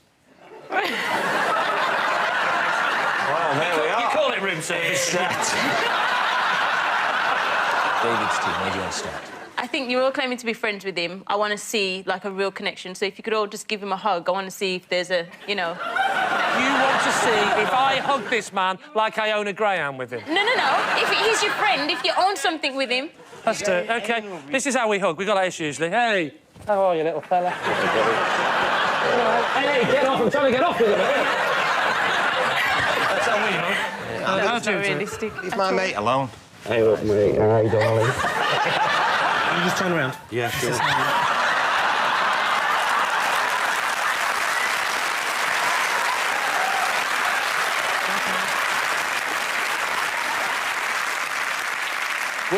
Which hotel was this, Jimmy, where... It was the Lowry in Manchester. That is a hotel in That is Manchester. a hotel in Manchester, yes. Yeah. He's the night duty manager there. So he's, you know... He knew you were staying in the hotel and brought your room service up in order to renew say hello. your acquaintance. Yes, and I recognised him immediately and, you know... And did you go, oh, my God, Steve? Yeah, he really hasn't changed that much.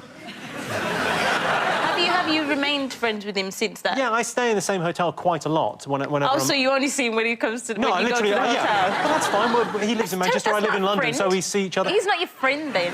What do you want me to do, take him to the zoo? No. So, and Lee, what's the name of the greyhound you own with him? It's called Ballyregan. And how many times has Ballyregan raced? 6 times. And has always come last? Always come absolutely last. We put him in too high a grade, that's the problem. And where's Ballyregan raced? Wimbledon. Right. So where does he live? Wimbledon. Most of the dogs that run at Wimbledon are trained in Wimbledon. Right. So he lives at, a kennels? No, he lives at the Trust House 40. Where do you think he lives? Dog tracks have adjacent kennels. They do. They very much have Ballyregan to. lives in the adjacent kennels. Trainers live around dog tracks. Right, so you're in trouble now. David in dog racing, he knows everything about it. Yeah. If there's one thing, listen, if there's one thing I'm going to always beat David on, it's dog racing. Up and down at Walthamstow with me Woodbine. What? Run, you little bastard, or I'll shoot So how much is it? How much Where are the it... pheasants? There's no bloody pheasants. I don't understand. We'll never catch the fox at this rate. What are you talking about? Pheasants? Dogs? Fox? I mean, what sort of a menagerie do you imagine I would be imagining? I'm in my castle with 10 different sorts of vaguely posh animal, all fighting each other, then I kill a servant and have sex with the wall. That's you all over. That's who you are. Right. How much does it cost to kennel Ballyregan? It costs £35 a week. So why do you share him? Are you a credit crunch? Because it was Steve's idea. So, Terry, how did you get to know Steve? Just being out and about, you know, drinking and what have you. So you met him in a pub? He was a stranger in a pub, you got talking. You're out and about, you know... Out and about, and you meet people. Exactly. Yeah, you're out and about on a friend-finding mission. Will you be my friend? Yes. OK, can you tell us the actual situation? Why did the police think that you were a jewel thief? They just thought we were sort of dressed like the description of, Stripy top. Bag. There you go. It was in the city centre. And, what is it, we're walking down the road. Next thing you know, these 4 police cars pull up and... Hang on. City centre, Manchester, pedestrianised, mate. You should know that. What, they pull up in police trams? So we were walking down this road in the city centre, right? And 4 police cars pulled up. Got out and walked. And they got out. About 3 miles. And they just said that we fitted the description of these guys who just carried out a robbery on a jeweller's. Right, we need an answer. So, David's team. Is Steve Terry's partner in crime, Lee's partner in a dog, or Jimmy's primary school pal? OK. Can I rule Terry out at this stage? OK. I'm happy to rule Terry out at this stage. And I do think Steve looks too well-groomed to be from Manchester.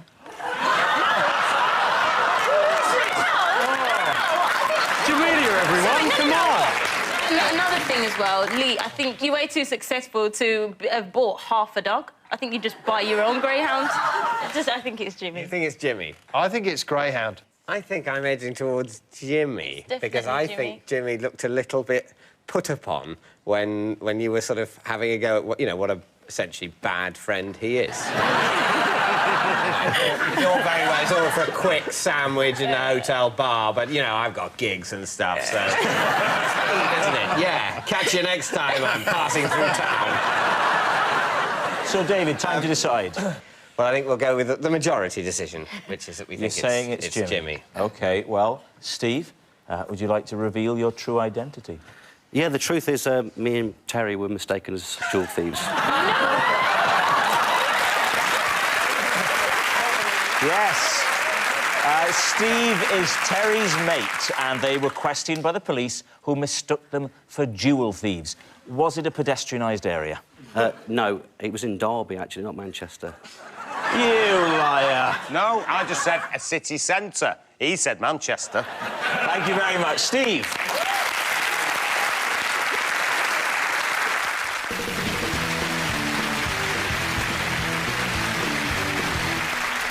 So, Ben, first of all, what is Nicola to you? This is Nicola, and she taught me how to talk to crows. Henning, how do you know Nicola? This is Nicola, and I told my parents to take her as my babysitter because she failed to read my bedtime stories with enough emotion. And finally, Lee, your relationship with Nicola. This is Nicola. I once chased her for 40 miles down the M3 because I thought she'd stolen my phone. David's team, where to begin? So, Ben, why did you need to talk to crows? Because, well, I'm writing a book, and... My publisher is a crow. And it's a book about aliens, so I got interested in the idea of communicating with other intelligences. Then I thought, are there any animals on Earth that we can communicate with? And I found out that Nicola was an expert on crows and had discovered they're very intelligent. So what sort of thing have you learnt to say to crows? Well, we're only really at the basic sort of introductory. So is it, like Green's like, hello, how are you? Take me to your leader. How to present yourself to a crow. How do you present yourself to a crow? So you go, Hello, Crow. Hello, Crow. How are you, Crow? Hello. Hello. So that's what Nicola has been teaching you. That's how you talk to crows. You do that with your head and you go, hello, crow. How are you? Hello. When's your next lesson? And you'll be how to say goodbye to a crow. I've got a hunch about what it might be.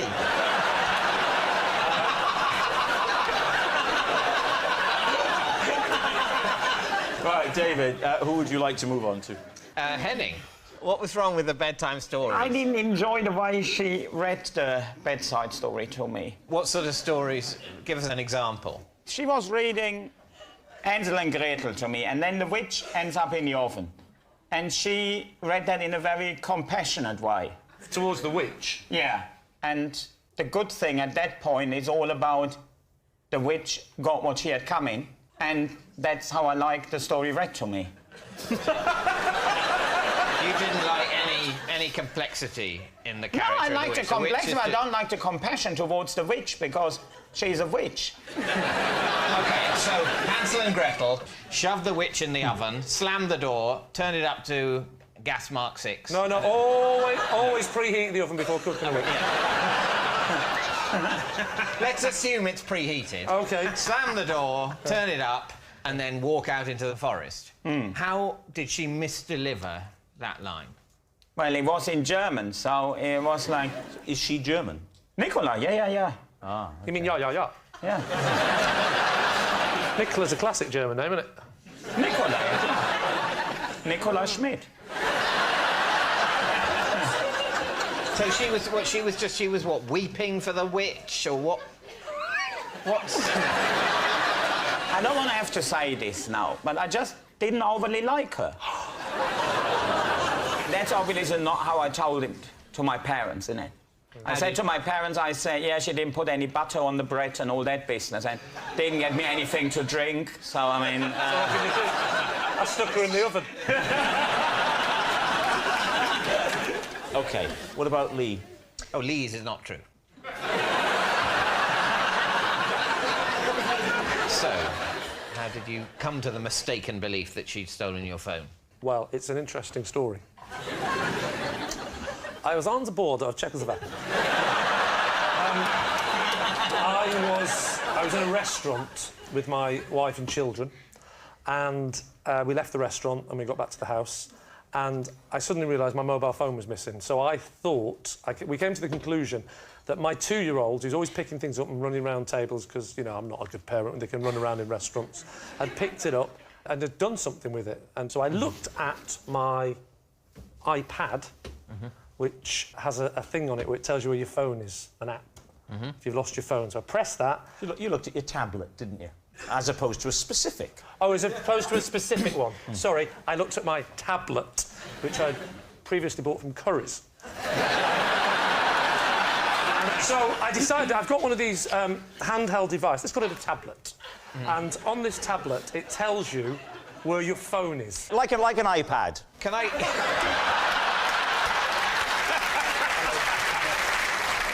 So I checked the app, and sure enough, my phone was doing the little blinky thing, and it was in a street not too far from the restaurant. So I thought, oh, well, maybe my child hasn't taken this phone at all. Maybe it's been stolen.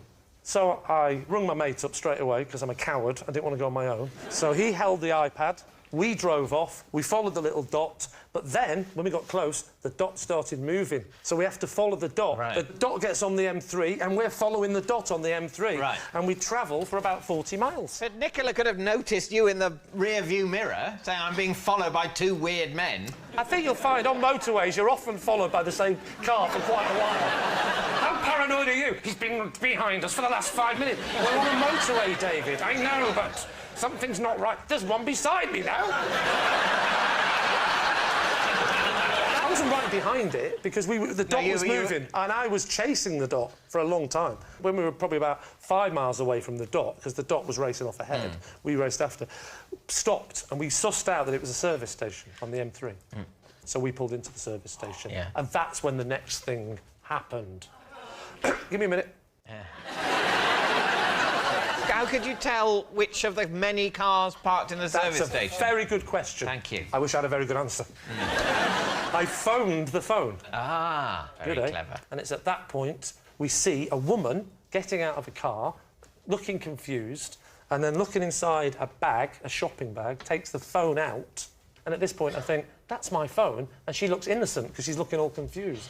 To which I go over, I say, that's my phone. And she said, I, honest to God, have no idea how it got in there. And then I start thinking the 2-year-old did pick it up and put it in the bag. And so ends the case for the defence.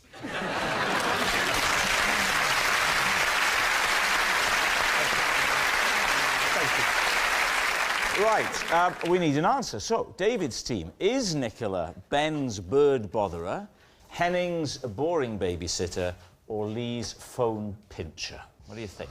Got a funny feeling about the crows. Yeah, I love the idea that you're spending your free time wiggling your head in front of a crow, talking in a high-pitched voice. So, sorry, you two are leaning towards believing the crows. I'm finding the crow story the least convincing at the moment. I'm not saying it's impossible. Do you believe Lee? As a matter of principle, no. I think it's probably Henning. I think Henning's could have been the sort of vicious little child who would have her babysitter summarily dismissed for no good reason at all.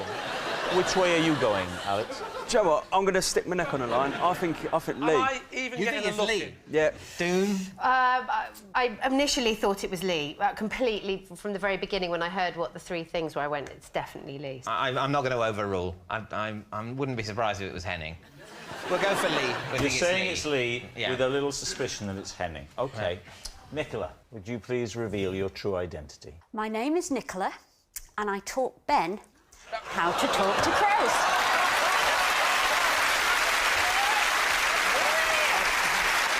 Thank you very much, Nicola.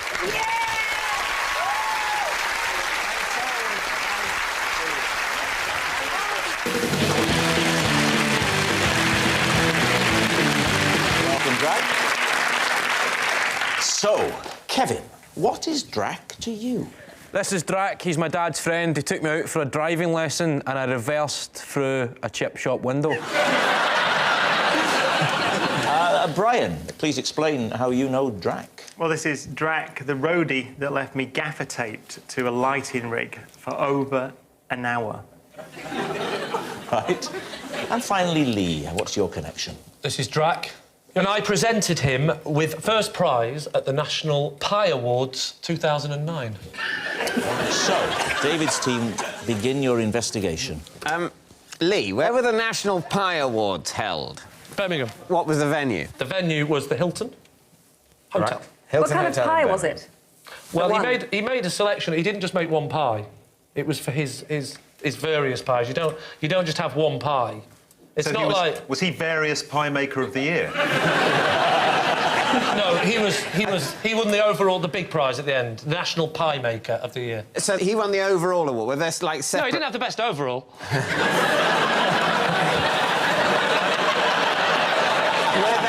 What were the separate awards? Were there like apple pie, steak and kidney pie, and then Drac won the big, like best film, best pie? You don't just have one pie. You have to have, I think, two or three pies. I think we understand that you have to demonstrate the ability to reproduce the pie. Otherwise, it literally is just one pie. And as soon as the judges have tasted it, well, what does it matter? That was a pie. That pie's gone. It was two or three pies he produced that year, but I two or three. I think he wants to up production, actually. Yeah. They've done the pie tasting and judging on another occasion. Yeah, they'd voted on it. People had voted on it, and there was like a pop chart. It's a pie chart. He brought... It was... you like the pie chart, Gav, didn't you? I thought you'd like it. Did you announce then the winner is Drac, or did you say his full name, which is... I said the winner is Drac. What about Brian and Brian gaffer Kevin? taped to a lighting rig. For how long? Over an hour. Over an hour. Why, may I ask, were you gaffer taped to a lighting rig in the first place?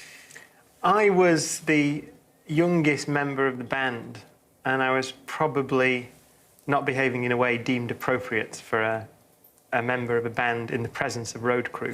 What were you doing? I don't remember. I think I was just being a general, How did you get down? pain. Well, they had to get me down because it's a lighting rig. It was like one of Wait a minute. Drac, on his own, grabbed you because you were doing something you shouldn't be doing, like maths homework. He carried you up a ladder to a lighting rig 20 metres above the stage, and then he gaffered you round. He was the tour manager, actually. So he ordered the rest of the crew to put me on the ground, gaffer me up into a ball, put a harness on, and then attach me to lighting rig at the Hammersmith Odeon and left me there for over an hour. Was that when you wrote Things Can Only Get Better?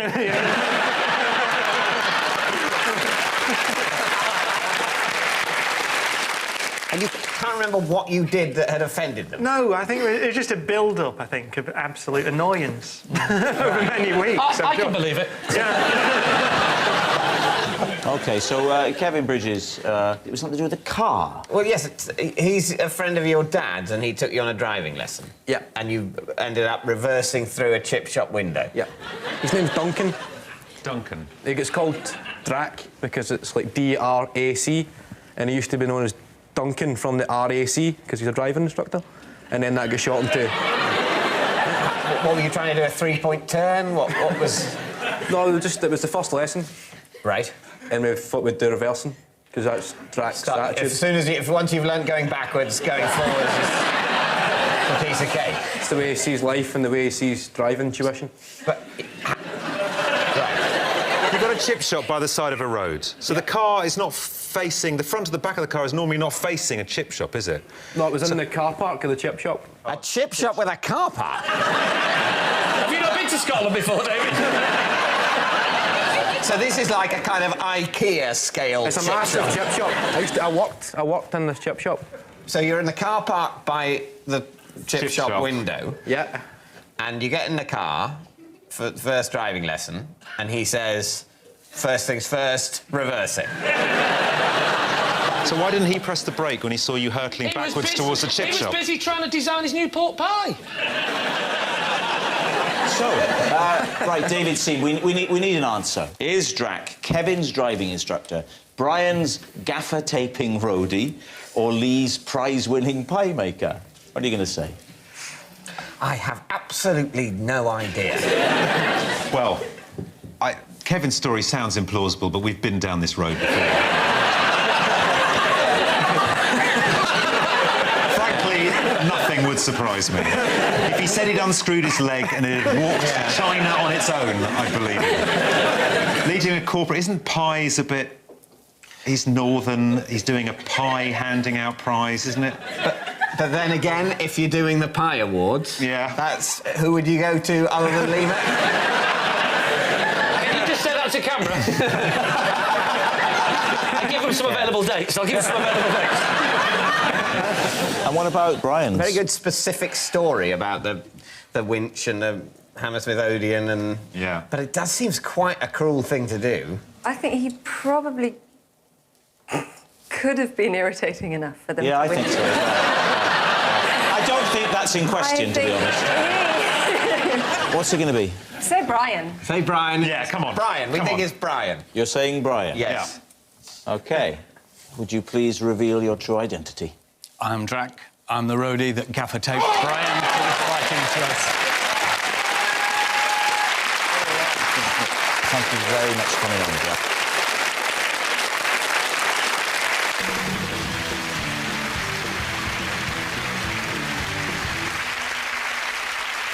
So, Rory, who is Jamie to you? This is Jamie, and after a mix-up in a tattoo parlour, we now have each other's tattoo. Daisy, how do you know Jamie? This is my ex-boyfriend, Jamie, and I used to put sleeping pills in my parents' tea so I could sneak him into the house. And finally, Lee, what is your relationship with Jamie? This is Jamie. While staying at an Airbnb, I mistook him for an intruder and attacked him with a whisk.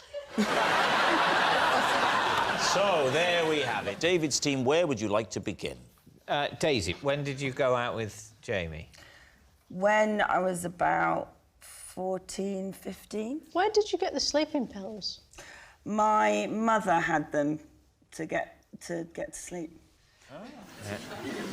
What was the drug? It was just regular kind of night-old sleeping pills. I don't know. Over the counter? Over the counter. But they weren't prescription. They weren't like some hardcore thing from a doctor. So you were trying to get them just to nod off a little bit earlier than they would have done. Yes. What sort of time would you administer the dose? So I would administer, especially when they're watching Inspector Morse. So I'd say, "Can I make you a cup of tea?" They'd say, "Yes, please," and I'd be in the kitchen putting them in the... How many times did you do this? How often did you do this as a tactic? I think for the duration of our relationship. Which was? About a year. What was it about Jamie that was so unacceptable to your waking parents? Because he was a very angry goth. And he didn't treat me very well. See, I wasn't necessarily assuming that your parents didn't approve of the relationship, just that they didn't approve of you, the thought of you holding hands with him. No. Did you think you were coming on Jeremy Kyle? So you've drugged your parents. What happens next? Then they go to sleep. What, in the chair? No, they say... And you say, "Come on in, you come, my lover, don't worry about them, they're out for the count." They say, strangely, this episode of Inspector Morse doesn't seem as gripping as normal. Let's get an early night. Who cares who did it? They get very tired watching the show. They poodle off up to bed. At this point, he's finished work at the Chinese restaurant, so I sneak him round the back gate. And because he's a goth, he's very well camouflaged in the dark. Then Mum goes to bed, and we just listen to Iron Maiden very quietly and write goth poetry together. I've never heard that euphemism. No, but... OK, and this happened for about a year, and were your parents unaware of the relationship altogether? No, because they woke up once. And... You went and got the chloroform and the hanky. So they woke up and my mum walks into the room to find some black goth hair on my pillow and says, Paul, which is my dad, get down here now. Daisy's smuggled in Jamie. Kick him out of the house and say something responsible. So my dad said, get out my house, you pillock. OK, now then, what about Rory? OK, so Rory, what was going to be your tattoo and what tattoo did you end up with? I wanted a tattoo of a crescent moon, quite classy. Instead... Easy. Instead, I got a picture of Popeye's face. And where? Just there on my left shoulder blade. Have you still got it? Yes. And how did the mix-up occur? We were on holiday in Thailand together. Bit of a lads booze up. One thing led to another. We all got a bit merry, shall we say. And I don't think it was Jamie's idea. I think it's probably Sam, my other friend, who said, let's all get tattoos. Yeah, that sounds like Sam. That's a kind of... It's a very Sam thing to do. Yeah. When was this, Rory? Late 2000s. The late 2000s? Sorry, early 2000s, my bad. The early 2000s? Well, the late 2000s would be nearly 1,000 years. A long time in the future. So, you're in Thailand. Yeah. Talk us through the tattoo parlour. Where was it situated? Koh Phangan. So you fly in, you get to Bangkok, and then I think... If you're lucky.